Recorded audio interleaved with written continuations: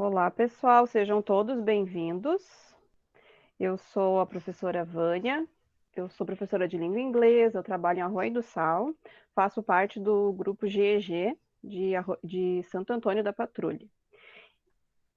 E hoje nós estamos com a professora Élida com a fala sobre inclusão escolar, certo? Ela é do Rio de Janeiro, professora de inglês também, psicopedagoga. Ela vai se apresentar e vai falar tudo que ela, passar todo um pouquinho da experiência dela. Ela é incrível, vocês vão adorar conversar com ela, certo? Eu pedi no início, nem todos viram ali, né, para deixar o microfone e a câmera desligada, porque eu não sei quantas pessoas a gente vai ter na fala, então pode ser que dê algum probleminha de conexão. Mas sinta-se à vontade para abrir o microfone quando quiser perguntar alguma coisa, ou pode deixar a pergunta no chat também que eu passo para ela, certo? É com você, Elida. Obrigada, Vânia. Boa tarde, pessoal. Eu sou a Hélida Veiga. É um prazer estar aqui com vocês. Falo do Rio de Janeiro, estou morrendo de frio, né? Mas a Vânia já falou que a previsão aí para o sul é de neve no final de semana, então acho que eu estou um pouco feliz assim em relação a isso, porque aqui a gente está com uns 15, 16 graus e eu já estou assim com bastante frio, né? Enfim, vocês sofrem um pouquinho mais do que eu, mas também já estão acostumados. É muito legal essa troca, né, de experiências online, porque apesar da gente estar vivendo um momento muito complicado, ao mesmo tempo a gente abre um leque aí para que as palestras sejam dadas não só de maneira presencial, mas também com mais frequência, né, na versão online. Isso possibilita esse conhecimento sendo espalhado, né, de uma maneira muito mais aberta, as pessoas têm mais acesso. E eu quero me apresentar um pouquinho. Meu nome é Elida Veiga, eu sou, antes de tudo, mãe e professora, né? Sou professora de língua inglesa aqui na Prefeitura Municipal do Rio de Janeiro, na capital. Eu tenho 2 filhos, eu sou casada há 11 anos, tenho muito prazer em tudo que envolve o ensino, né? E tem algumas práticas de inclusão que eu gostaria de compartilhar com vocês nessa tarde, né? E conforme a gente for falando e trabalhando os assuntos, eu vou querer também um pouquinho da opinião de vocês, tá? É a primeira vez que eu faço um encontro assim no Google Meet. Geralmente eu uso o Zoom, uso bastante o Zoom, mas eu acredito que vai ser tranquilo, né? Eu vou fazer aqui um compartilhamento de tela para que vocês possam conhecer um pouquinho mais do meu trabalho. Nesse momento eu não vou conseguir enxergar o chat, mas aí a Vânia vai me dar um suporte naquilo que eu precisar, tá? A qualquer momento, qualquer pergunta, o som tá muito baixo para todo mundo? Eu li aqui agora. O meu áudio tá muito baixo? Como é que tá agora? Vamos ver aqui o que tá acontecendo. Para mim tá ok, de repente o pessoal tem que dar uma verificada se está no telefone ou no computador, mas aqui para mim tá bom, Elida. Tá bom? Ah, tá. Pode ser que minha voz também esteja baixinha? Para mim também tá bom. Ah, então de repente é o dispositivo mesmo, né? Deem uma olhadinha aí, qualquer coisa vocês falam, tá? Mas está tudo ok, então eu vou prosseguir. Vou fazer aqui um compartilhamento de tela.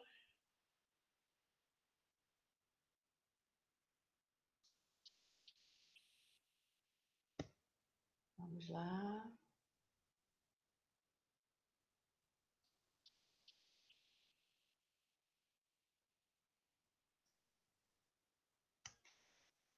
Vânia, só me dá o ok se a apresentação tá no ponto, se vocês já estão conseguindo visualizar. Sim, tá aparecendo para nós já. Ok, obrigada.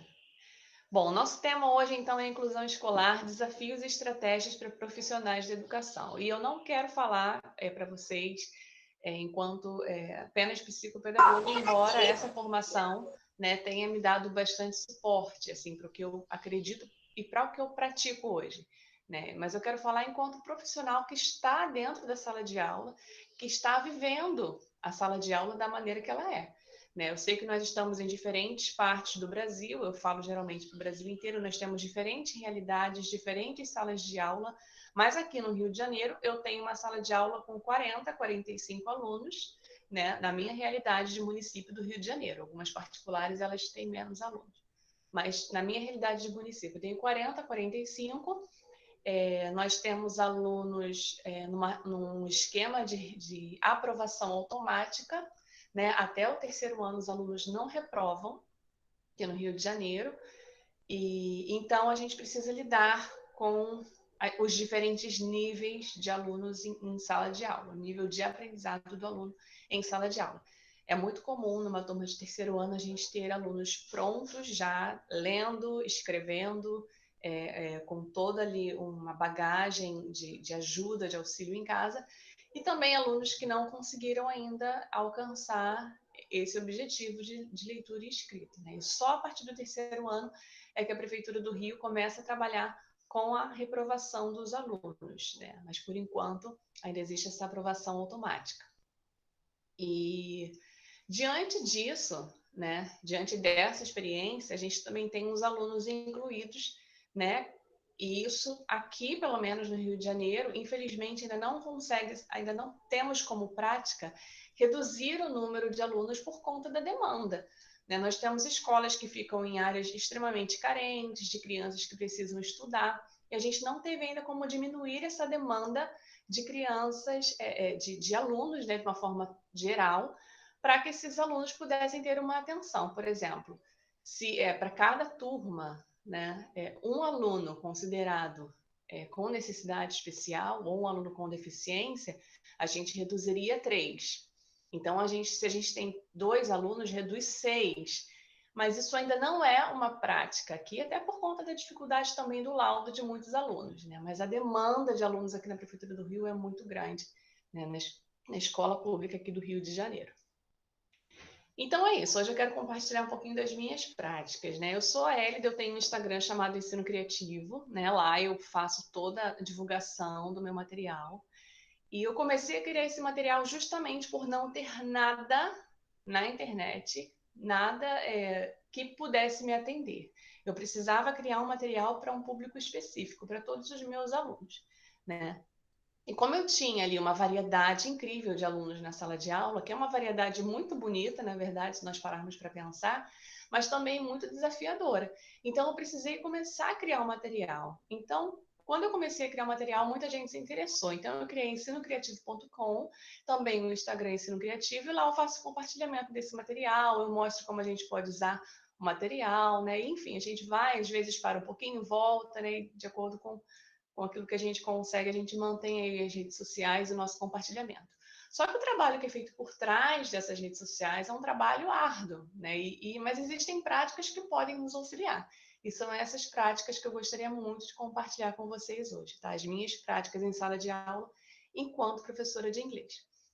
Quando eu me deparei com toda essa situação, com tudo que eu iria enfrentar, né? Foi depois da minha licença maternidade, eu já tinha 2 anos de Prefeitura do Rio, e a gente ficou sem material, né? A Prefeitura do Rio cortou o material de língua inglesa, nós não teríamos livro, né? Os alunos mal iriam receber caderno, né? E a gente tem alunos ali com necessidades extremas, de até sapato, roupa, enfim, vocês conhecem as áreas carentes, conhecem não, já ouviram falar muito bem nas áreas carentes aqui do Rio.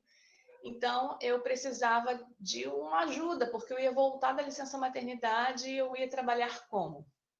Foi quando eu decidi realmente aprender a criar o meu próprio material. Coisas que as crianças pudessem manipular, enfim, né? Eu gosto muito dessa frase de Maria Montessori, onde ela fala que a prova de sucesso da nossa ação educativa é a felicidade da criança. E ela fala que é a felicidade da criança. Ela não está dizendo que é da criança perfeita, que consegue tudo. É a criança autista, a criança com TDAH, a criança ali com dificuldade de aprendizagem, a criança disléxica, com descalculia, a criança. Então, quando você ensina de uma maneira correta, você, como resposta, a primeira coisa que você tem é felicidade. Ao mesmo tempo que quando você aprende algo, você percebe que aprendeu, você se sente feliz, né? Eu acho que se você parar para pensar, todos nós paramos para pensar, nós temos aquele momento de extrema alegria, né? Alguém quer falar alguma coisa? Ouviu um barulhinho? Não, né? Enfim, nós todos tivemos aquele momento de extrema alegria, em que, nossa, eu aprendi isso aqui, eu achei que eu não fosse conseguir. Eu tinha uma extrema dificuldade com matemática quando eu era menor. Eu entrevistei o João, que ele é quadrinista da turminha da Mônica, ele falou sobre ter repetido a oitava série, a oitava série, né, o atual nono ano, 3 vezes, e hoje ele é quadrinista. Então, assim, mostrou algo que ele sabia fazer muito bem, mas que na época ninguém dava nada por isso. Mas quando a gente começa a entender algo, eu quando aprendi a dirigir, nossa, eu fiquei super feliz. Então, essa felicidade, ela é a resposta do momento da aprendizagem, tá? Seja ela para criança incluída, seja ela para criança que não é incluída, é a felicidade. E quando a gente pensa numa descrição geral aí da inclusão social, o que seria isso? Inclusão social é o conjunto de meios e ações que combatem a exclusão aos benefícios da vida em sociedade, provocada pelas diferenças de classe social, educação, idade, deficiência, gênero, preconceito social, ou preconceitos raciais. Inclusão social é oferecer oportunidades iguais de acesso a bens e serviços a todos. Então, enquanto professores, nós precisamos pensar em maneiras práticas de fazer com que nossos alunos tenham aulas mais inclusivas, né? E aí, continuando assim a nossa introdução, eu coloquei a foto dos meus filhos, porque a principal forma da gente conseguir isso é através da afetividade. Né? Rubem Alves disse: conte-me os seus sonhos para que sonhemos juntos. É quando você entra ali no mundo da criança e você começa a perceber que você faz parte daquele mundo. E a criança começa a te enxergar não apenas como uma pessoa que está para transmitir um conteúdo, mas como alguém que está ali para andar lado a lado, junto com ela. E eu coloco a foto dos meus filhos porque eu gosto de pensar que por trás de cada aluno também existe uma família ali que se preocupa, sabe? Com eles, embora muitas vezes não exista. Eu sempre penso, não, tem essa criança ela é muito especial para alguém, então ela vai ser muito especial para mim também, porque eu quero que ela aprenda e eu vou dar o meu melhor para poder ensiná-la. Aí eu quero fazer uma pergunta para vocês, né? Aí eu gostaria da participação de vocês. Se você se lembra de alguma aula de quando você era criança. Essa aula, gente, ela pode ser essa lembrança pode ser uma lembrança positiva ou uma lembrança negativa, tá? Eu só quero saber se você se lembra de alguma aula de quando você era criança. Se você pode descrever rapidamente aí pra gente no chat, ou então, se você quiser falar também. Eu não estou conseguindo ver vocês agora, né? Mas Vânia sabe se está aparecendo alguma mensagenzinha aí, ela pode falar para mim, né?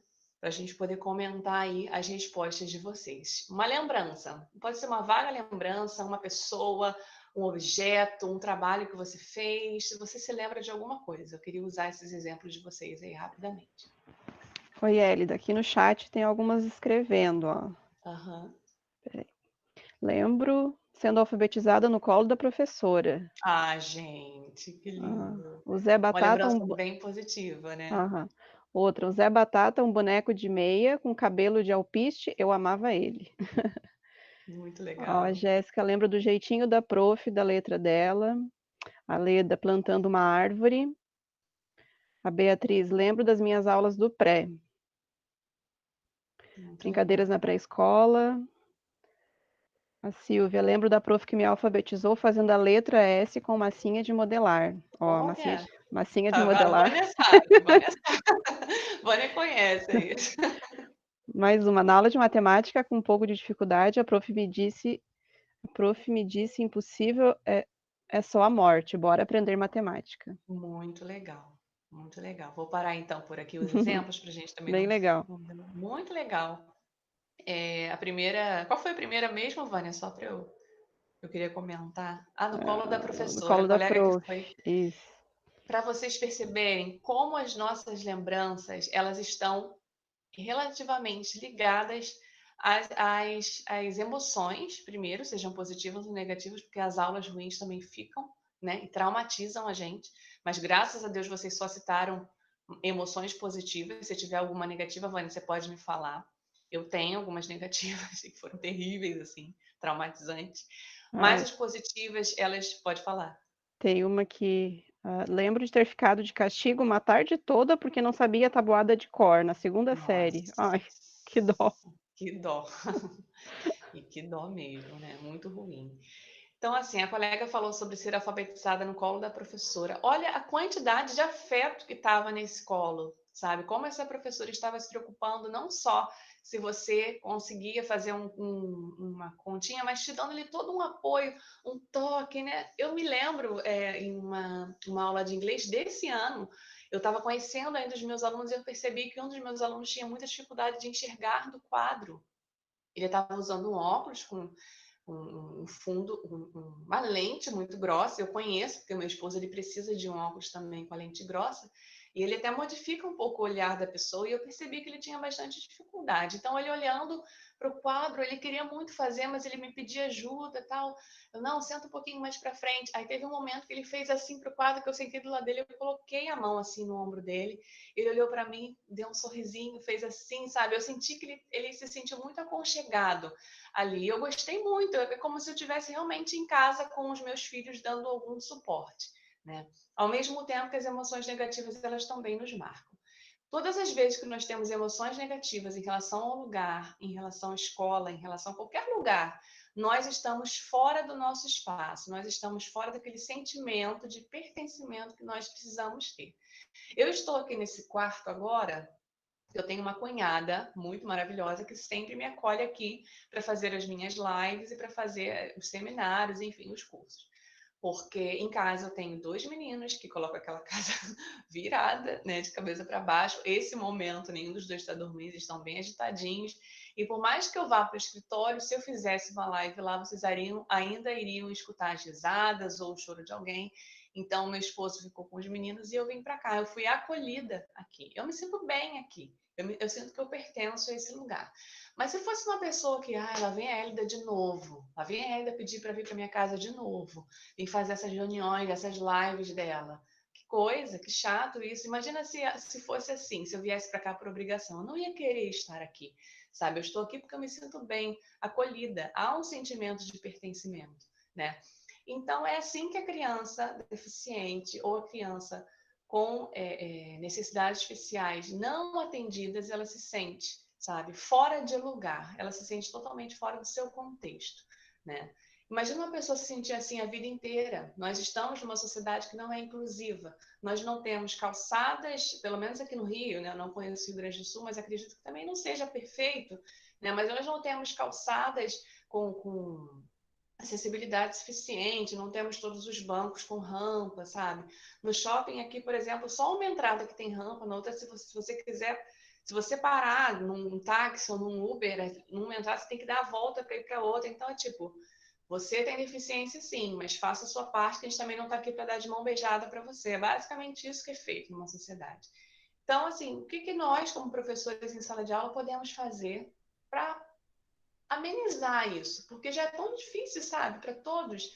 E não só a pessoa com deficiência, mas muitas vezes a pessoa negra, sabe, o negro, ele tem dificuldade de se enxergar. No início do ano, eu comentei um pouco sobre o início das aulas, né? Eu fiz um videozinho explicativo sobre como eu estava me preparando para o início das aulas. Eu reparei que o meu material, ele tinha muita criança branca, ele tinha muita criança branca, lourinha, mas porque eu estava com dificuldade de encontrar as imagens para fazer, até para encontrar as imagens de crianças negras, eu estava tendo dificuldade. Aí eu, não, peraí, comecei a procurar. Vamos variar nisso aqui, vamos variar nesses flashcards, vamos variar. Ainda que eu precise mandar desenhar, que eu preciso mandar fazer, mas vamos variar. Então, eu comecei a fazer um material muito mais diverso, com crianças ruivas, crianças com etnias diferentes, coloquei o japonesinho, coloquei, sabe, o índio, tudo aquilo que nós temos de diversidade aqui no nosso Brasil, porque todas as crianças precisavam se ver ali naquele material, né? Então, é isso, gente. Cabe ao professor oferecer aos seus alunos oportunidades de acerto, experiências positivas que os conduzam ao desejo de continuar aprendendo, para continuar acertando. Eu ia falar uma coisa antes desse slide, acabei passando ele rapidinho, mas sobre você oferecer realmente para os seus alunos a oportunidade de acertar, né? Muitas vezes o aluno ele não acerta uma questão, ele não acerta algo que você fala, não porque ele não saiba, mas porque ele trava, né? Por conta desse sentimento que ele tem de que ele não devia estar ali. Eu mudei muito de escola porque eu mudei muito de casas. Então, não foi em todas as... Nossa, esse fone tá caindo toda hora. Vou tirar. Então, não foram em todas as escolas que eu me senti bem. Algumas escolas eu me sentia muito peixe fora d'água mesmo. E quando eu me sentia assim, eu não rendia muito bem nos meus estudos, não. Pouco me lembro de coisas que eu aprendi, sabe? Pouco me lembro de coisas que eu aprendi no ensino fundamental em certas séries. Mas eu tenho algumas coisas que eu me lembro bem, mas todas elas envolvem também a situação de afeto. Eu lembro que uma vez eu pisei no pé da professora e ela me olhou com um olhar de tanta raiva. Meu pé! E ela tava falando, meu pé, meu pé. Nisso ela pegou um vidro de álcool e passou no algodão e limpou o pé dela. Eu falei, nossa, meu pé é tão sujo assim, que a professora tá passando álcool no pé, porque eu pisei, foi sem querer, não foi nada assim, absurdo, sabe? Mas ela deu um chilique ali porque eu pisei no pé dela. E foi um olhar tão raivoso assim que eu me lembro até hoje, né? Assim como tem experiências maravilhosas também. Mas enfim, o amiguinho que ele não está conseguindo enxergar do quadro, ou que não está conseguindo se sentir bem, ele vai ter dificuldade na sua matéria sim. E nós precisamos entender o porquê. Aí entra a nossa criatividade, né? A criatividade, a necessidade é a mãe da criatividade. Então a gente tem aí algumas figuras engraçadas para poder te mostrar que, de acordo com aquilo que a gente precisa, a gente cria. Em sala de aula, nós temos ali a diversidade. Então, nós temos o aluno que ele vai aprender muito bem a matemática da maneira que você, é, da maneira que você ensina expondo no quadro. Mas nós temos também o aluno que ele vai aprender a matemática muito melhor se você pegar umas pedrinhas lá no quintal da escola e você usar as pedrinhas ali, porque a pedra é algo natural. Então, é o aluno apresentando aí uma inteligência naturalista, né? Que gosta da natureza, então as folhas, se você sair da aula. Aí você tem um aluno que vai aprender muito bem a matemática se você fizer, de repente, uma experiência com ele, né? Ou o aluno que vai aprender a matemática se você pular amarelinho com ele, uma inteligência aí sinestésica, né? Corporal sinestésica.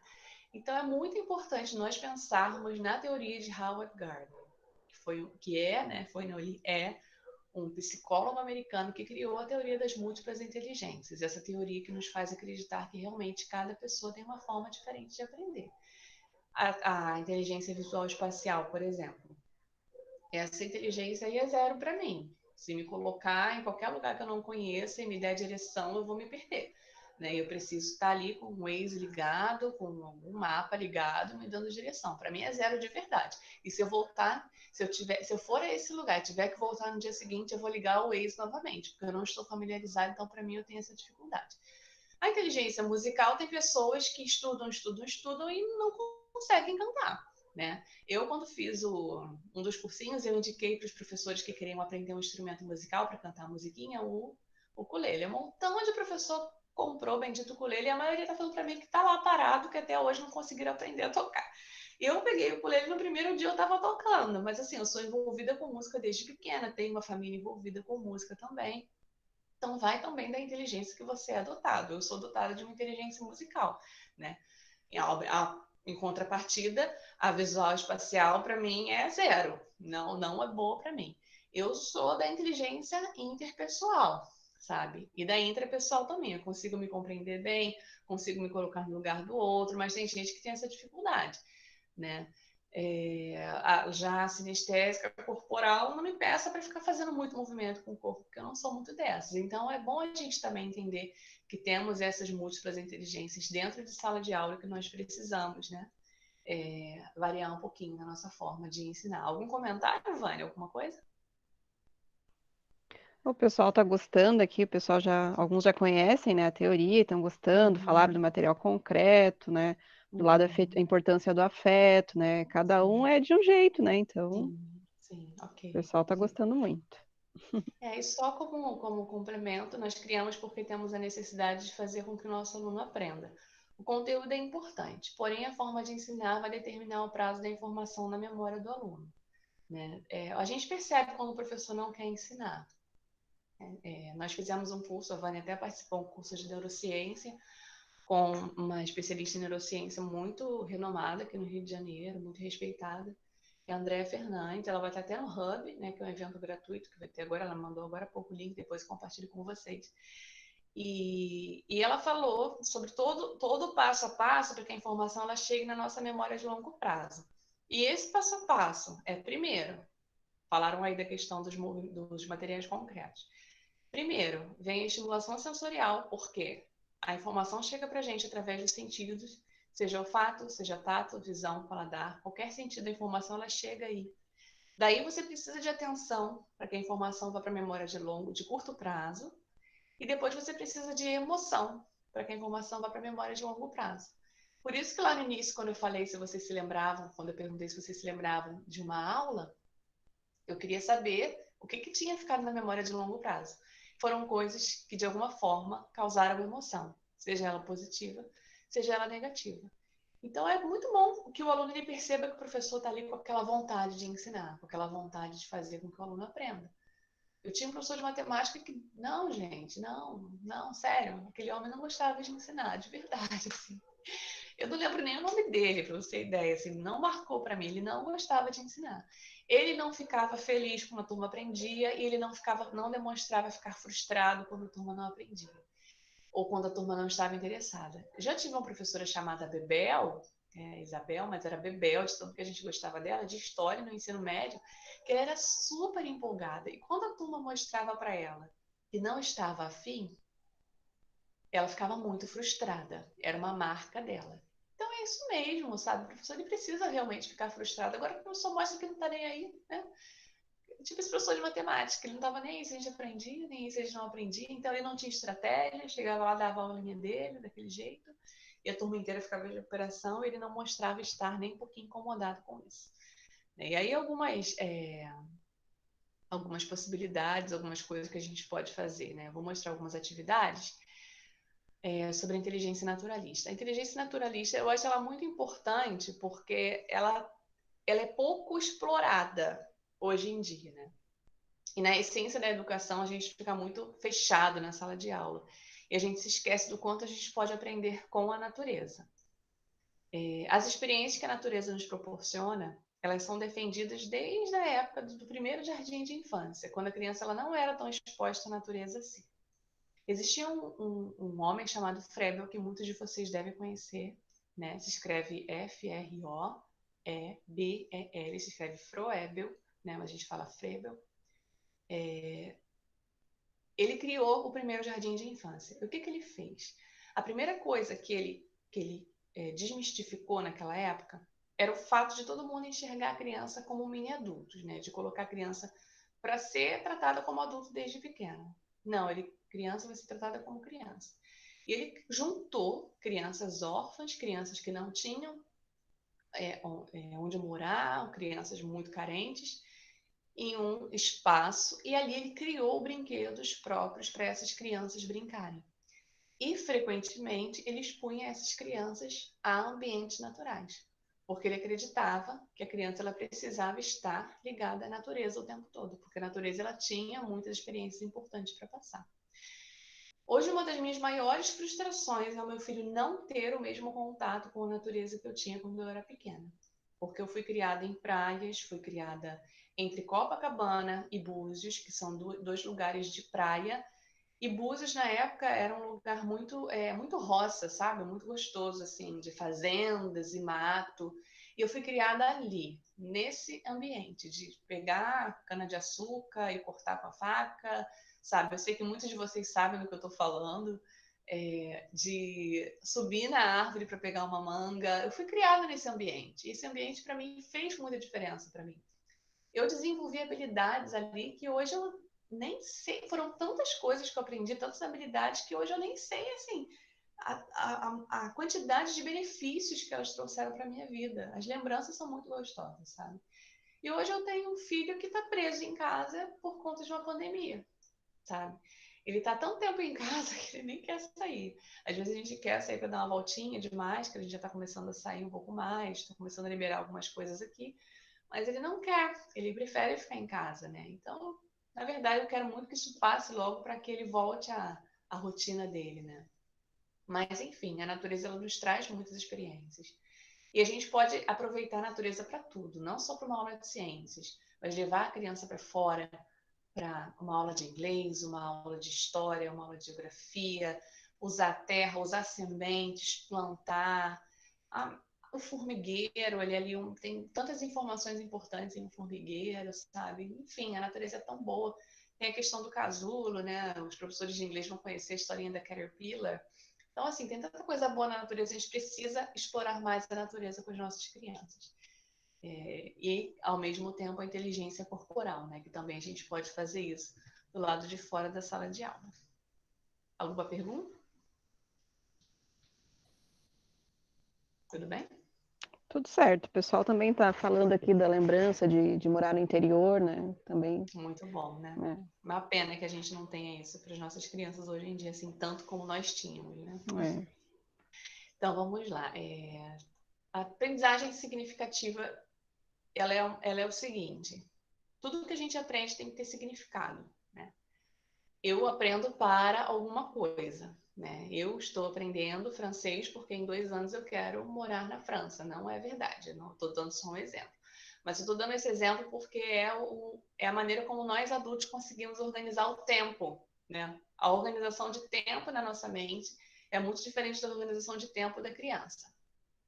A criança, se ela começar a aprender inglês hoje, porque os pais estão com planos de se mudar para os Estados Unidos em 2 anos, ou então porque os pais têm planos para que essa criança, aos 17 anos, esteja fluente, ela não vai entender esse tempo. Então, tudo que nós precisamos fazer é mostrar para a criança que o que ela está aprendendo é importante para agora já, nesse momento. Então, existe ali um tipo de planejamento que você pode fazer que envolve a teoria, a prática guiada e o projeto. Né? Sempre tem um projetinho, algo que a criança vai poder fazer, uma produção. Né? A gente tem o PPP em inglês, né? Que é a presentation, a apresentação, a practice com o professor, a prática, e a production, que seria a produção. Então, sempre assim, se basear nesse modelinho, né? Na nossa mente, sempre ter em mente PPP ou APP em português, né? Por conta da apresentação, prática, produção. Apresentação, prática, produção. Então, assim, você nesse momento da sua vida está fazendo vários cursos, está se especializando em algo, fazendo um curso superior, ou uma pós-graduação, ou um mestrado, ou um doutorado. Nesse momento, você tem projetos para sua vida muito bem elaborados, ali numa linha do tempo que você criou. Em tanto tempo eu quero isso, em tanto tempo aquilo, enfim. Você cria essa timeline, a criança não. Então, em uma aula de 50 minutos, o que eu tentava fazer? A teoria e a prática. Sempre deixar a criança praticar e entender por que ela estava fazendo aquilo. E a prática, gente, eu sei que o que eu vou falar agora é surreal, assim, mas é possível. É possível. Ela precisa ir além de um trabalhinho no caderno. Né? Um trabalhinho no caderno é importante, sim, mas a prática ela precisa ir um pouquinho além desse trabalhinho no caderno. Se você ensinou números, se você ensinou letras, se você alfabetizou, então só escrever não é legal não, para criança não. Se ela ficar na escola durante 4 horas no dia dela fazendo teoria e a prática, você só vamos praticar como? Vamos escrever. Ai, caramba. Isso não é legal não, tá? Para ninguém é legal. Então essa prática ela precisa ter muito mais significado para a criança, né?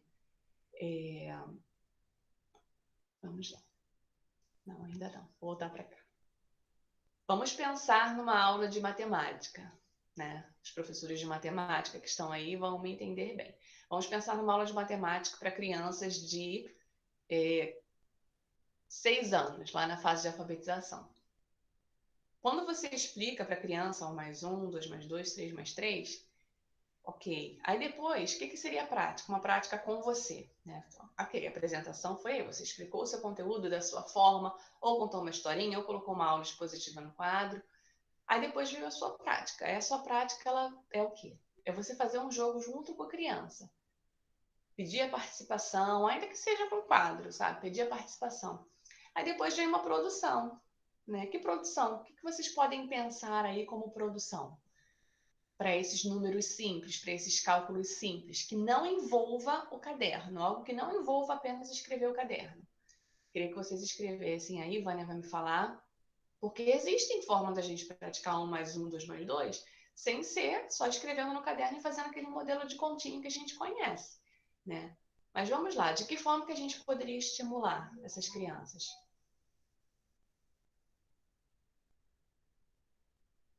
E aí? Alguém, Vânia? Com feijão, milho, Ok, exemplo com os colegas, quantos têm camisa amarela, ok, matemática lúdica. ok, muito bem.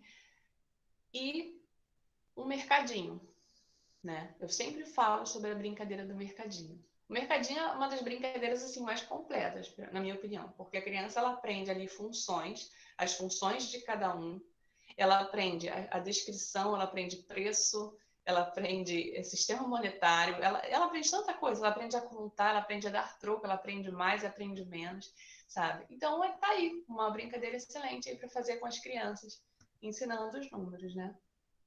Isso, o Parar, pode falar. pessoal colocou aqui também, palito de picolé, sistema monetário, Sim, sim, receitas, sim. culinária. Muito bem, isso Uhum. aí, receita. Inclusive, quando a gente tem lá a matemática um pouquinho mais avançada, que a gente está aprendendo as frações, né?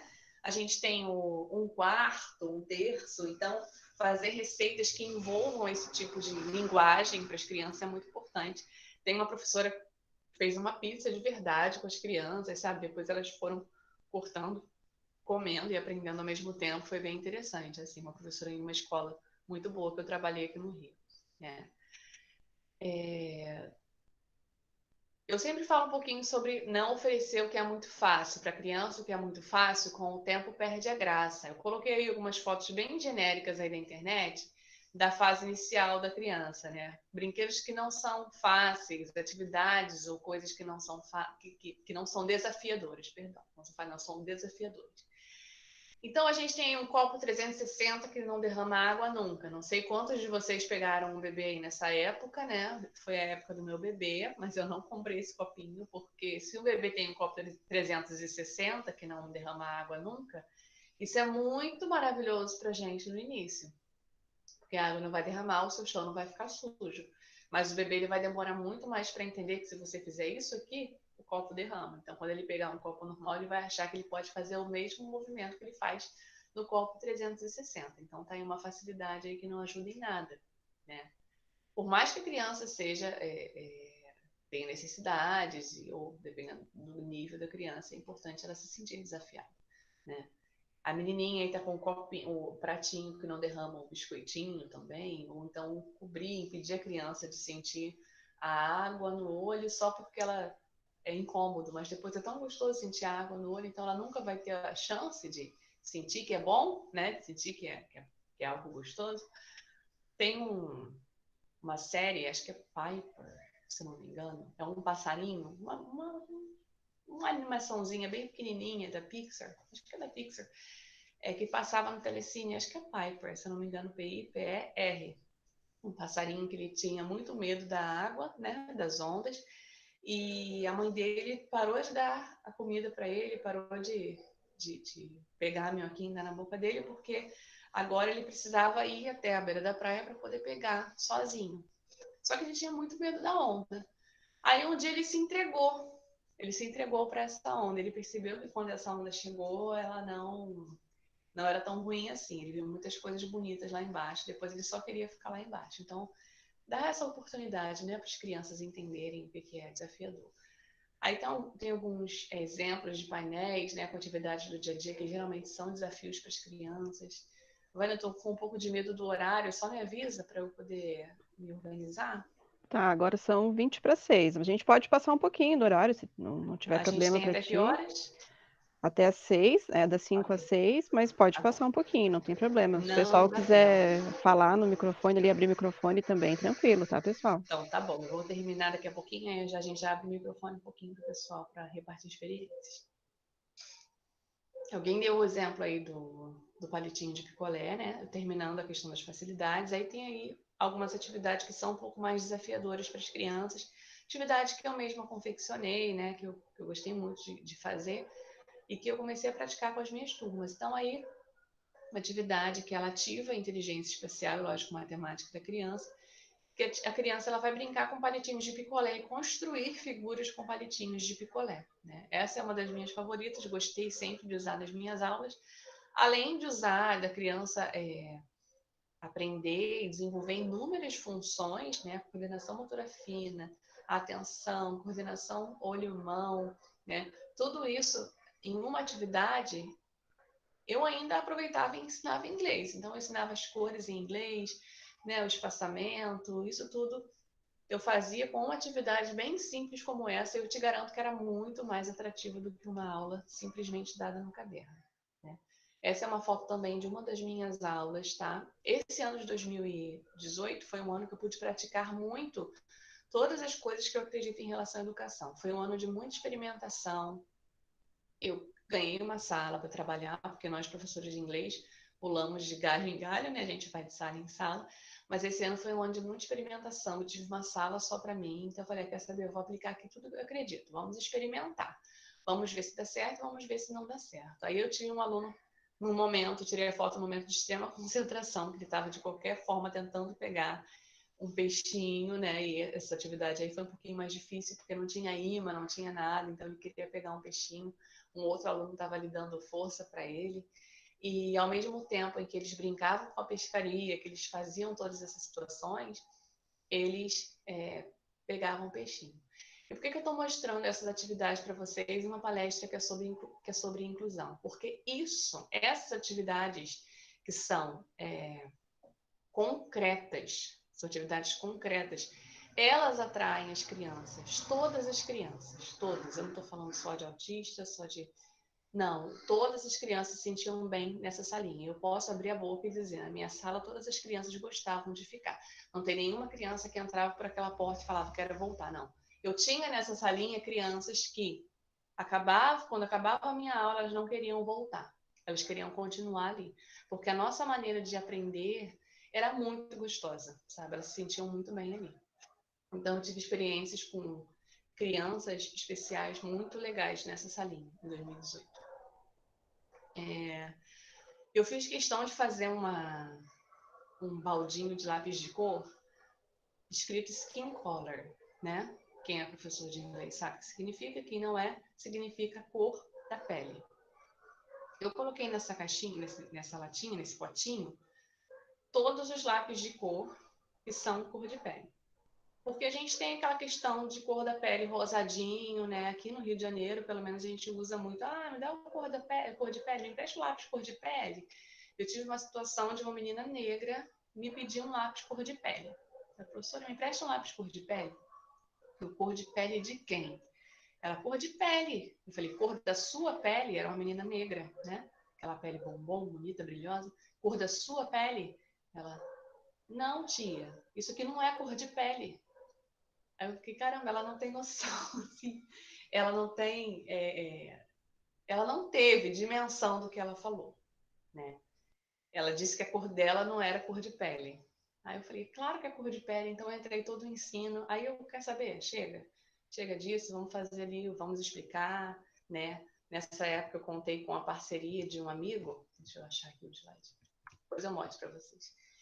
Contei com a parceria de um amigo que fez um desenho, ele mostrou todos os lápis que ele tinha, todas as cores que ele usou para criar aquele tom da pele, né, dos desenhos dele, e a gente deixou bem claro que cor de pele era muito mais daquilo que as crianças pensavam que era. Então foi muito legal. A Drawing Box é uma caixinha de desenho. As crianças gostam muito de desenhar, de verdade, assim, elas desenhar foi uma atividade marginal por muito tempo. Mas se você pede só para fazer um desenho, então para desenhar toda hora, sem desafios, aí realmente fica difícil. Mas essa Drawing Box, ela é muito interessante, que ela, dentro dela tinha fichas de desenho com várias etapas e desafios diferentes. Então as crianças gostavam de ser desafiadas. A gente tinha um aluno com dificuldade de aprendizagem, e ele não queria fazer a minha atividade, nem nada que eu passava ele queria fazer. Então eu levei para ele a Drawing Box e perguntei se ele queria se ele topava um desafio. Aí ele pegou minha caixa de desenho e começou a fazer várias coisas. Ele ficou, assim, durante a aula inteira fazendo essa atividade. Eu perguntei no final se ele tinha gostado, ele disse que sim, mas sem mostrar muita empolgação. E na aula seguinte ele já chegou pedindo a Drawing Box, né? Pedindo para aprender ali com os desenhos, e foi bem interessante também. Esse foi um livrinho que eu escrevi, A Menina do Cabelo Blue. A gente tem ele também em português, A Menina do Cabelo Azul, né? Que conta a historinha de uma menina que tinha um cabelo de uma cor diferente e ela era rejeitada pelos colegas por isso.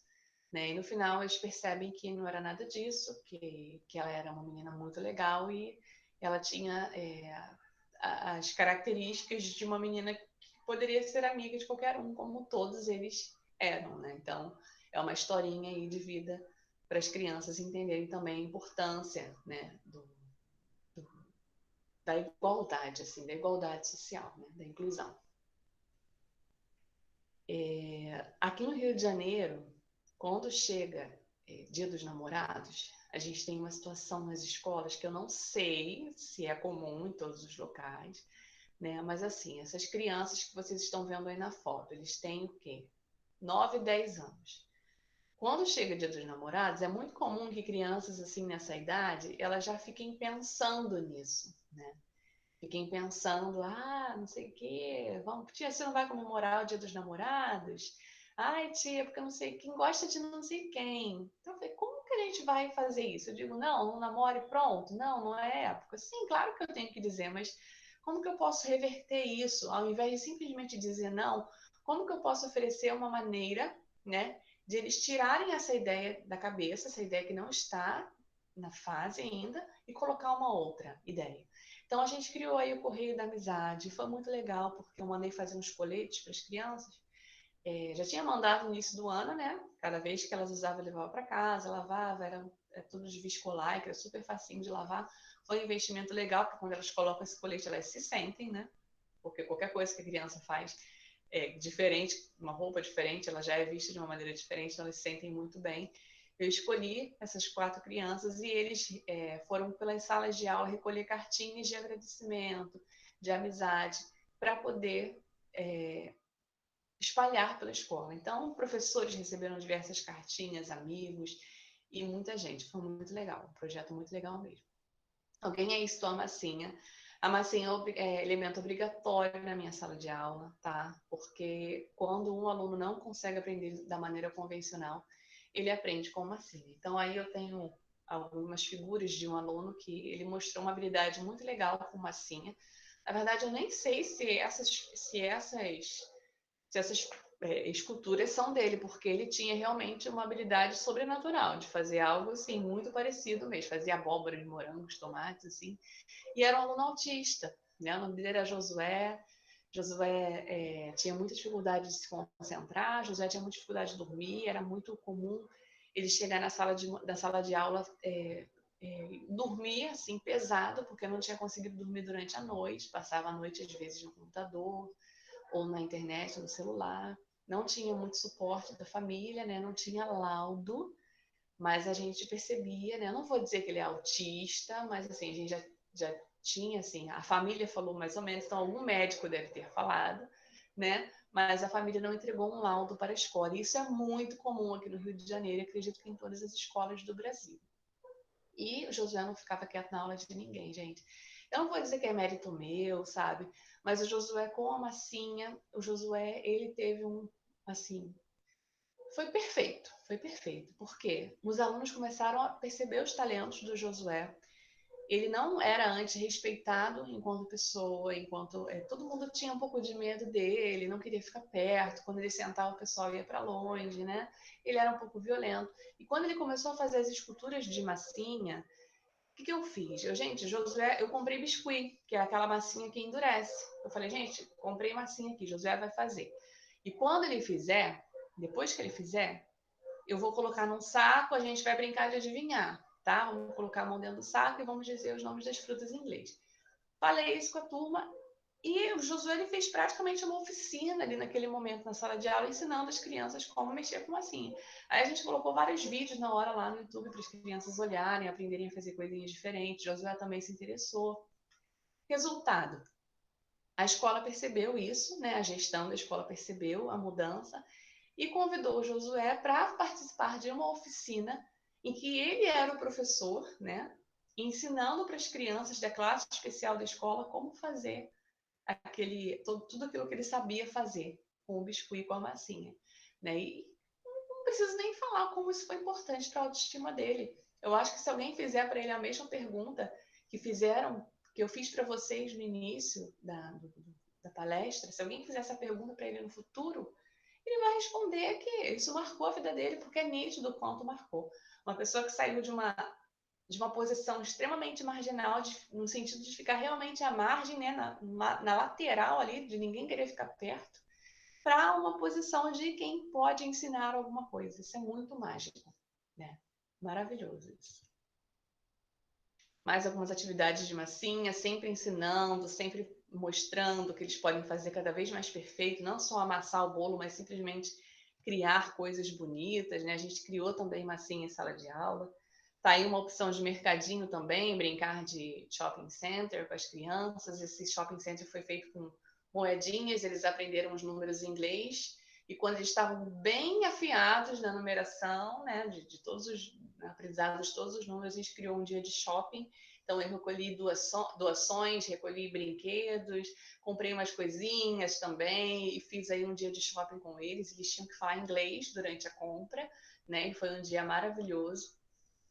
Esse desenho aí embaixo é o desenho que eu falei para vocês, que meu amigo fez, mostrando as cores de lápis que ele usou para fazer a pele, né? Ou seja, cor de pele aí, cor de pele é isso aí, cor de pele não é só aquela que a gente conhece, né? Então aí inúmeras atividades para gente, né? E para finalizar, eu vou ficar com a frase de Lovais: se eles não aprendem da maneira que nós ensinamos, então nós ensinaremos da maneira que eles aprendem. Nessa foto aí nós temos o meu filho Theo. Nessa foto ele estava com 2 aninhos, hoje ele tem 3. O Theo ele foi diagnosticado com transtorno do espectro autista com 1 ano e 9 meses, foi um diagnóstico precoce. Theo começou a se submeter ao tratamento com aproximadamente 2 anos. Hoje a gente colhe muitos frutos positivos. Infelizmente, durante a pandemia, a escolinha e o tratamento pararam, né? Mas em casa nós continuamos estimulando da maneira que a gente consegue, da melhor forma possível. Theo ele tem atraso de desenvolvimento, não físico nem motor. O Theo ele anda perfeitamente, ele anda na pontinha do pé, né? Como a maioria dos autistas. Mas o Theo ele ainda não fala e ele mostra que tem algumas dificuldades de aprendizagem para algumas coisas. Mas é esse menino lindo aí que vocês estão vendo, extremamente feliz, né? E o que eu sonho para o Theo é uma escola cada vez mais inclusiva, que não vá colocá-lo à margem, que o Theo tenha as mesmas oportunidades do Josué, sabe? Que ele possa apresentar o talento que ele tem e ser respeitado por esse talento. Se o talento não for matemática, se não for português, não for inglês, tudo bem, mas que ele seja respeitado pelo talento que ele tem, tá? E no mais, gente, muito obrigada pela oportunidade, tá? Pela atenção de vocês. Vou interromper o compartilhamento da tela. Vamos lá.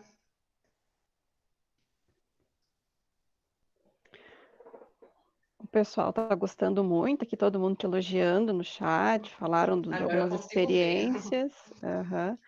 O pessoal agora até gostaria, né? Quem escreveu aqui tem tanta coisa legal, pode abrir o microfone e conversar, né? A proposta é uma roda de conversa, tem muitas coisas lindas aqui no chat. Eu posso dizer, assim, que depois que conheci o teu trabalho, Hélida, também, né, a gente vai mudando, né? Que bom que a gente muda. Conheci outros materiais, outras formas de trabalhar, de ensinar os alunos. E te agradeço muito, assim, teu trabalho é muito inspirador para a gente. Eu que agradeço, Vânia. Eu que agradeço. A gente sabe, né, das dificuldades, assim. Eu tento não romantizar muito, né, essa questão do que a gente tento. Por isso que eu gosto de falar da prática, né, gente? Eu fiz assim e deu certo. E eu não fiz assim numa escola de ponta, sabe? Eu fiz assim numa escola dentro de uma favela no Rio de Janeiro, sabe? Com crianças, muitas com muita educação, muitas delas filhas de traficantes aqui no Rio de Janeiro. Então eu fiz o que muita gente acha impossível em um ambiente, né, difícil. Então é possível sim, sabe? Se eu tivesse um pouquinho mais de estrutura, né? Por exemplo, se eu tivesse, ao invés de 40, se eu tivesse 20 alunos em sala de aula, se isso me fosse proporcionado, eu sei que o resultado seria muito maior.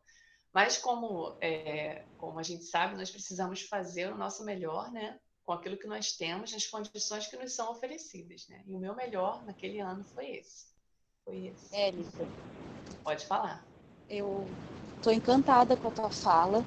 Eu sou aqui de Osório, no Rio Grande do Sul, trabalho em Balneário Pinhal. E ontem eu terminei a revisão do meu artigo da pós em neuropsicopedagogia exatamente sobre o ensino do inglês para crianças autistas. Eu estou assim, emocionada porque eu caí nessa roda de conversa sem saber que seria tão boa.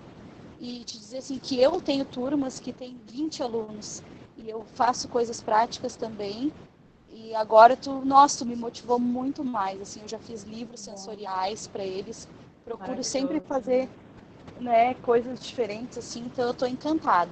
Parabéns pelo teu trabalho. Olha, motivacional mesmo. Parabéns. Obrigada. E parabéns pelo seu trabalho também, que a gente sabe quanto é difícil, né? Parabéns. A Silvia foi minha coleguinha na faculdade. Vamos trocar figurinha, legal. Silvia, depois. Com certeza, Vânia, com certeza. Muito bom Vamos falar reencontrar. sobre isso. Beijo. Beijo. Parabéns, Elida, pelo teu trabalho. A gente vê que você tem bastante propriedade naquilo que você faz. Eu também sou professora aqui em Cruz Alta, numa escola especial, e também em contraturno trabalho com a EE. Trabalho com alunos adultos da EJA, adultos que vão dos 17 até os 69 anos. Nossa. Então, assim, a cada dia de trabalho é uma aprendizagem para nós, os professores também. Porque com eles nós aprendemos muito. Eles nos ensinam bastante a buscar, nos desafiam todos os dias. Mas é muito gratificante.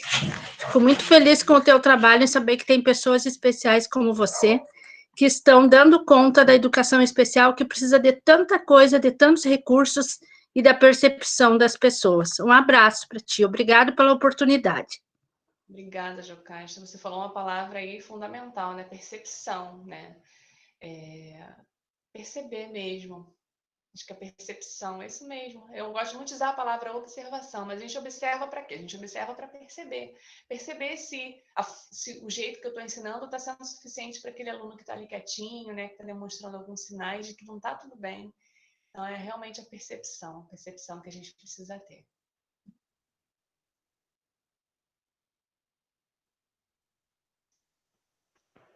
Pessoal, mais alguma colocação? Sinta-se à vontade. Pode abrir a câmera, o microfone.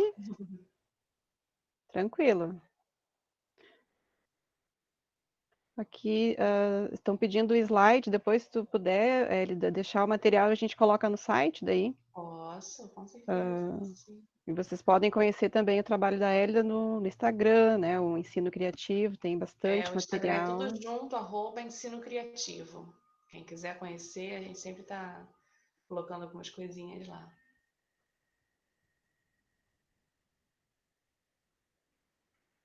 Agora eu consigo ver.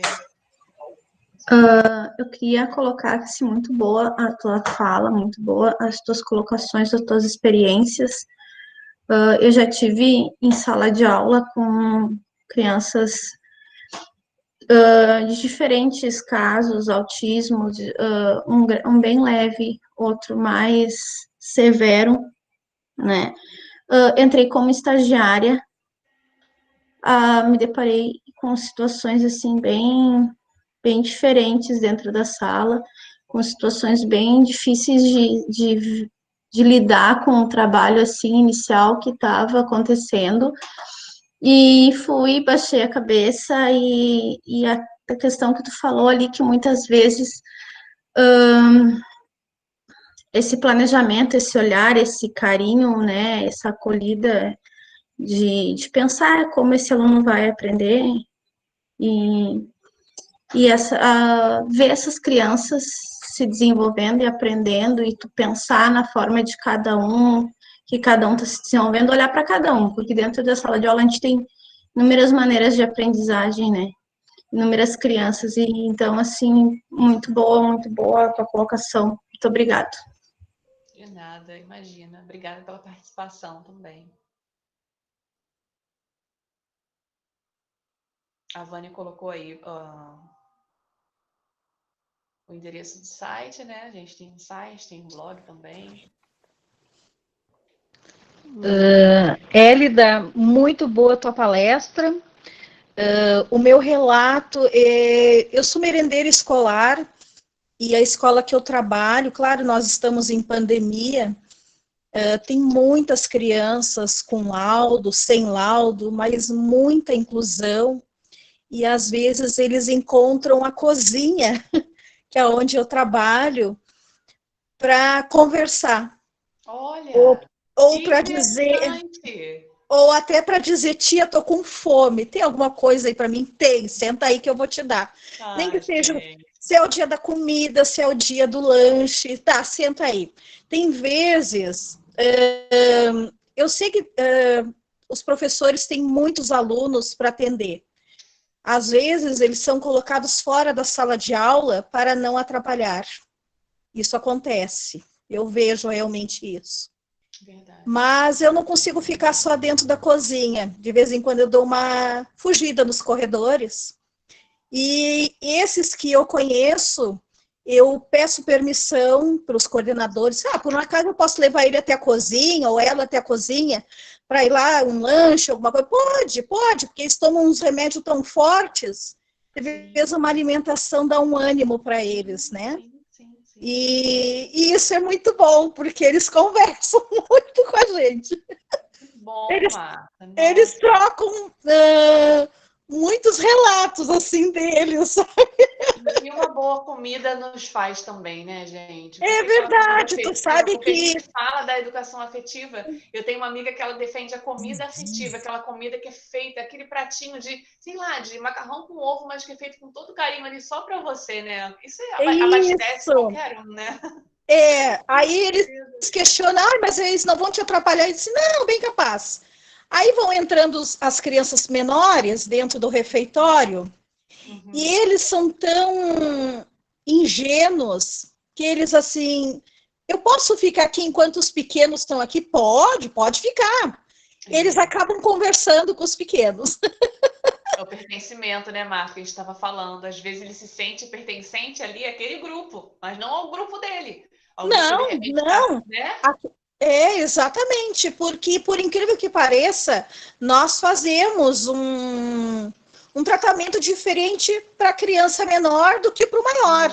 Tu usa Sim, palavras diferentes e é eles se verdade. sentem. Sim, porque entre uma criança de 6 anos, tu tem um tom de voz diferente. E quando entra um ensino médio, tu fala outras coisas, né? E então, eles se sentem naquele mundo das crianças menores. Verdade. E essa afetividade com eles, porque eles sempre vão se lembrar. Tia, tu te lembra aquele dia que eu estava lá? Eu se lembro, não tem problema, eu lembro Nossa, que sim. lindo. Lindo seu relato, Marta. Obrigada por compartilhar com a gente. Muito Obrigada, obrigada. eu sou aquela que fui alfabetizada no colo. Ah, sim. Ah, então tá. Aprendeu as lições aí do afeto aí para a vida inteira. Verdade. Muito Obrigada legal. pela tua Obrigadão. palestra. Tá ótima a tua Imagina. palestra. Obrigada, querida.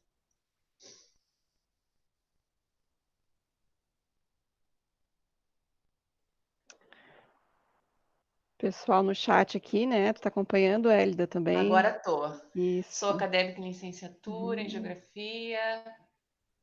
Estou gostando de ter novas experiências com todos vocês. Esse é o meu primeiro seminário, estou adorando. Ai, que bom. Meu filho tem problema com socialização, ele ama X da cozinha. Olha só. Eu acho que essas questões, né, gente, para toda escola, acho que todo mundo, né? É o porteiro da escola, tem que saber lidar, né? É para a vida, eu acho que é algo para nossa vida, assim. Você incluir, né? Fazer com que todo mundo se sinta bem são lições para a vida, não só para a sala de aula, não. E quem recebe isso em sala de aula transmite, né? Vocês viram a situação da Marta. Ela foi alfabetizada no colo, com todo o afeto, e hoje ela passa esse afeto, né? Para as crianças.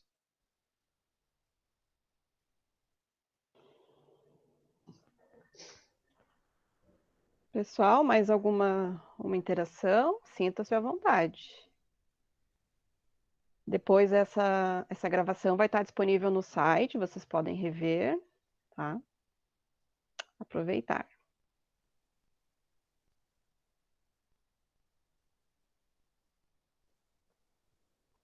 A Marta está fazendo pedagogia agora também, colocou aqui. Eu acho muito legal esse pessoal que faz pedagogia, ou então que decide por alguma licenciatura, porque eles se espelharam em algum professor, né? Geralmente eles realmente se espelharam em um professor que foi referência, né? Então tem isso, né? Até o brincar de escolinha quando é criança é porque se tá brincando é porque é legal, né? Porque alguém fez esse trabalho de forma tão legal que virou brincadeira, né? Muito, muito legal. Élida. Oi, professora Élida. Oi. Oi, tudo Deixar a bem? Luquéria falar, depois eu falo. Ok.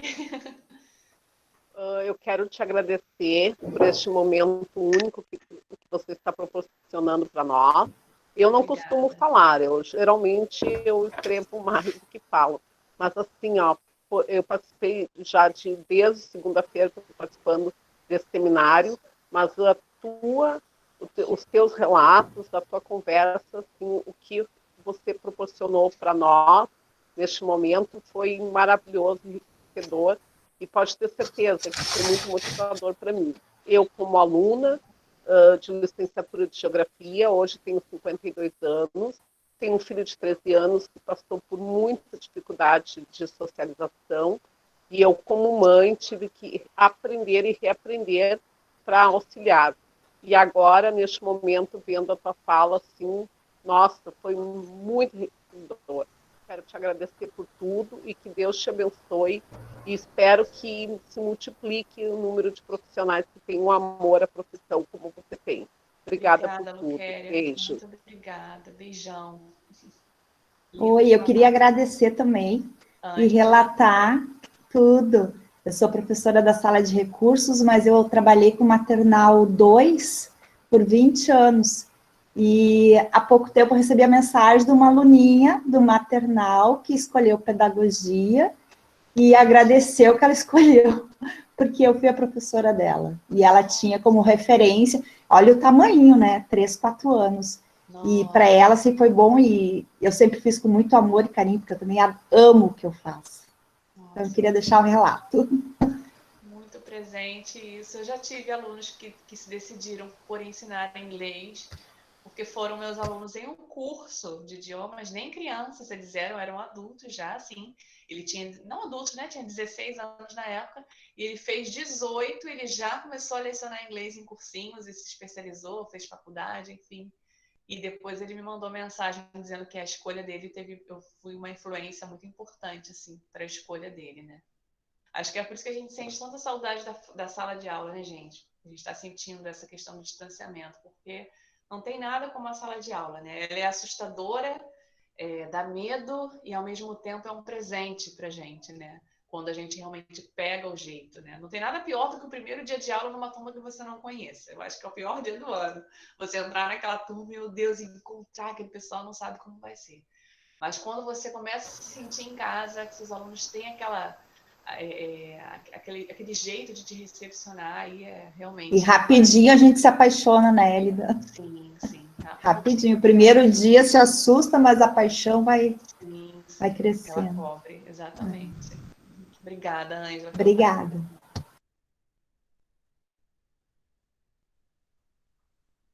Faço pedagogia pelos meus filhos autistas e sempre quis ser professora, mas tenho aprendido tanto e visto a dificuldade na inclusão e quero fazer pós-educação especial. Ótimo. A gente faz muita coisa pelos filhos, né? Muitas coisas mesmo. Graças a Deus, assim, eu consegui terminar minha pós em psicopedagogia no início do ano, mas eu comecei antes de descobrir que o Theo era autista. Então, a gente até fala que foi meio que uma preparação, né? Parece que Deus estava preparando todas as coisas já para eu receber essa notícia, assim. Tanto que quando eu recebi não foi tão impactante. Depois fica muito impactante, porque são muitas mudanças, né, na nossa rotina e muitas coisas que acontecem em relação ao comportamento. Mas a minha decisão mesmo de estudar a educação especial foi antes do Theo. Antes de descobrir, né, sobre o autismo. Oi, eu sou a Franciele, que tu estava lendo meu comentário agora. Eu realmente comecei porque eu tenho um filho de 14 anos, ele já trocou de escola 3 vezes, e a gente não tinha um diagnóstico, né? Então, como eu não sabia que ele era autista, eu desenvolvia ele em casa, procurava coisas para ver se ele aprendia, porque ele tem problema de socialização, ele tá sempre sozinho, sabe? Então eu disse, não, tem que achar alguma coisa para mim, até eu descobrir o que ele tem, né? para mim, ajudando ele. Aí resolvi começar a fazer pedagogia. Quando eu comecei a fazer pedagogia, a gente descobriu que ele era autista. Eu tô tentando o diagnóstico desde os 5 anos dele. E agora, depois do diagnóstico dele, aí saiu o diagnóstico do meu de 9 anos, que é autista também. Eles são autistas leves, mas um espectro mais velho é na socialização e o outro pequeno é na aprendizagem mesmo, né? Ele não consegue aprender nem ler nem escrever, mas em matemática ele é um crânio, sabe? Ele faz qualquer continha. Nossa. E eles só que eles são assim, eles têm os dias deles, né? Eles são seletivos, os meus são bem seletivos, e os meus ainda andam na ponta do pé. Os dois. Até o maior? Até o maior, aham. O Theo também, o Theo anda bastante, tem 3 anos. Normalmente dizem que até os 5 anos eles param, né? Mas os meus não pararam, os meus continuam. E eu fui fazer pedagogia por causa deles, sabe? Porque eu sabia que eu tinha que ajudar eles de alguma forma e eu fazia letras. Então eu desisti de fazer letras para fazer pedagogia. E eu acho, assim, que eu fiz a coisa mais certa da vida, sabe? Porque, assim, eu amo fazer pedagogia e tem sido um presente de Deus, sabe? Porque eu tenho ajudado eles. O meu filho a gente tem descoberto tantas coisas, assim, para lidar e trabalhar com eles, sabe? Que o D9 já está sendo muito diferente a aprendizagem dele. E a escola deles, assim, a escola que eles estão hoje, ajuda muito, assim, ó, a gente trabalha, na verdade, junto, sabe, para ajudar eles. Claro que tem alguns professores que não aceitam a inclusão, ainda mais os professores da área, não adianta, né, do mais velho, normalmente eles não, tem alguns que não aceitam, então não adaptam, ainda mais nesse tempo de pandemia. Mas ele tem uma coordenadora que ela, por si, ela elabora a aula daquela matéria para ele e manda, sabe? Então, assim, não tem, assim, um empecilho muito grande, sabe? E tem sido, assim, muito legal. E os meus filhos, bem como tu disse, o negócio das cores, né? Eu sou mãe de 4 filhos e eu sou casada com um rapaz que é negro. Então, esses dias minha filha chegou e disse, mãe, eu odeio ser pretinha. Eu disse, filha, por quê? Alguém te falou alguma coisa porque ela tem 4 anos, né? Ela não deveria nem entender isso. Ela não gosta, eu queria ter a tua cor, ela disse. Aí eu disse para ela, mas eu vou te contar uma história. E daí inventei uma história de uma princesa colorida, que ela podia escolher a cor que ela quisesse, coisa, sabe? E agora todo dia ela vai no espelho e diz, mãe, hoje eu tô rosa. Mãe, hoje eu tô azul. Então, assim, ela foi se aceitando. Claro, ela ainda não aceita que ela é pretinha. Se tu disser pra ela que ela é pretinha, ela fica muito brava. Mas daí eu digo pra ela, filha, olha que lindo que o pai é, filha. Olha só os manos, que lindo que os manos são. Mas alguém falou algo para ela que não faz com que ela não aceite, porque a gente nunca falou desse assunto, assim, a gente trata como algo normal dentro de casa. E acabou que ela tem muito isso, sabe? Então, acho que a inclusão não é só, né, no aluno deficiente ou, né, mas é uma diversidade em tudo, eu acho, tanto da cor, quanto aquele aluno que é diferente em várias coisas, né? E a gente, como informação ou já formado, tem que aprender a lidar com cada um. Ninguém é igual, todo mundo é diferente. Né? E eu amei tua palestra, já fui lá no Insta. Meu filho olhou o vídeo da almofada. Tá na história, ele tá apaixonado. Depois eu vou pôr para ele olhar de novo. Tá bom. Mas muito bom, parabéns e que Deus continue te abençoando sempre no teu trabalho. Obrigada, minha querida, muito obrigada. Obrigada por compartilhar, muito rica, tá? Suas informações. Lidar. Oi? Eu estava aqui escutando esse último relato aí, e ela estava falando que ela entrou na faculdade de pedagogia por causa dos filhos autistas. E comigo aconteceu uma situação semelhante. Em 2017, 2018, a minha irmã ficou grávida e ganhou um nenê. Em 2017, 2018, ela ganhou um nenê e descobriu, depois que o nenê nasceu, que ele era Down. E aí, de repente, do nada, na escola, surgiu a faculdade, eu faço lá no Balneário Pinhal, pedagogia, aqui no Rio Grande do Sul, e eu digo que caiu no meu colo, e eu disse, eu vou fazer, porque eu acho que eu vou precisar. Claro, depois aconteceram muitas coisas, ele teve muitas complicações, e ele acabou falecendo no ano passado, em março, antes de fazer um ano. Mas eu entrei na faculdade com o intuito de ajudar a minha irmã, de ajudar, de descobrir novas coisas que eu pudesse ajudá-lo depois, né? No aprendizado, enfim. E eu passei por alguns alunos DAO, no segundo ano do ensino fundamental, e agora eu tive um autista, que não tinha laudo ainda, mas tinha todos os aspectos de autista, e a gente realmente precisa de um suporte. A tua palestra foi excelente nesse sentido, né? E eu estava escutando o relato dela, eu nem ia falar até, mas as coisas levam a gente a fazer, a tomar algumas decisões na vida que precisam ser, eu acho que bem estruturadas depois. No fim, eu estou amando a faculdade, eu já trabalho com educação há 12 anos. Só que eu tenho magistério e outra formação, né? É nível superior. Mas eu estou realmente encantada, então parece que foi maravilhosa. Obrigada, obrigada, Mônica. Obrigada por compartilhar com a gente, tá? Deus continue te abençoando aí, te dando capacidade para trabalhar com as crianças especiais. Obrigada.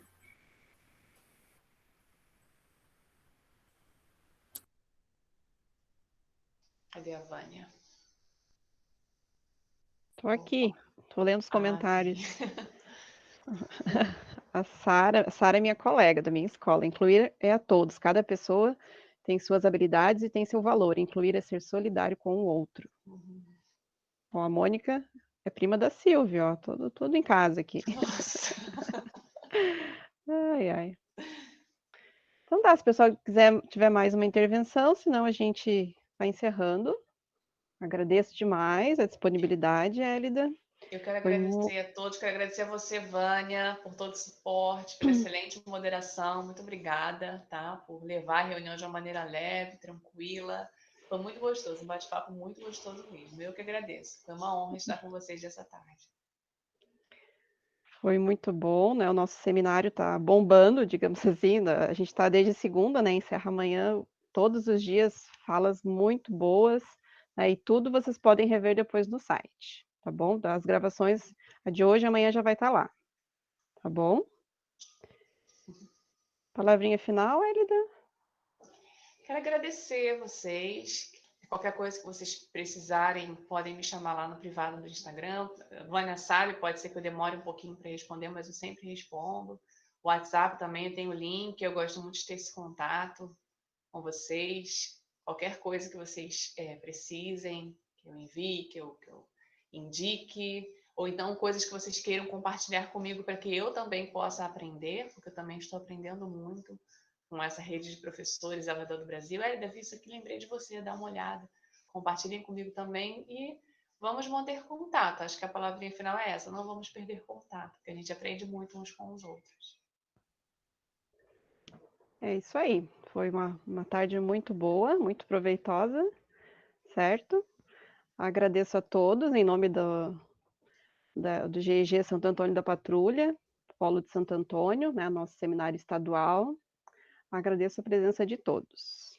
Até logo. Obrigada, Vânia. Um beijão. Beijo, Hélida. Tchau, tchau.